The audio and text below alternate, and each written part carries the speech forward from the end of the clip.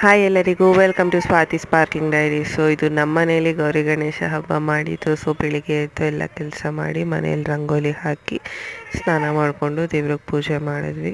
ಮನೇಲಿ ಪೂಜೆ ಮಾಡಿದ್ಮೇಲೆ ನಮ್ಮ ಮನೇಲಿರೋ ಮುದ್ದು ಗಣೇಶನಿಗೆ 2 ಕಡುಬು ಇಟ್ಟು ಪ್ರಾರ್ಥನೆ ಮಾಡಿ ಅಶ್ವತ್ಥ ಕಟ್ಟೆಗೆ ಪೂಜೆ ಮಾಡ್ಕೊಂಬರೋಣ ಅಂತ ಹೋದ್ವಿ. ನಾನು ಮತ್ತು ನಮ್ಮಮ್ಮ ಅಶ್ವತ್ಥ ಕಟ್ಟೆಗೆ ಹೋದ್ವಿ. ತುಂಬಾ ಜನರಿದ್ರು ಅಲ್ಲಿ. ಬಟ್ ಸ್ಟಿಲ್ ಹೆಂಗೋ ಆದಷ್ಟು ಆಗಂಗೆ ಪೂಜೆ ಮಾಡಿಕೊಂಡು ಬಂದು ಕುತ್ಕೊಂಡು ಒಂದು ಸ್ವಲ್ಪ ಹೊತ್ತು ಎಲ್ಲರೂ ಅಲ್ಲೇ ಇದ್ವಿ.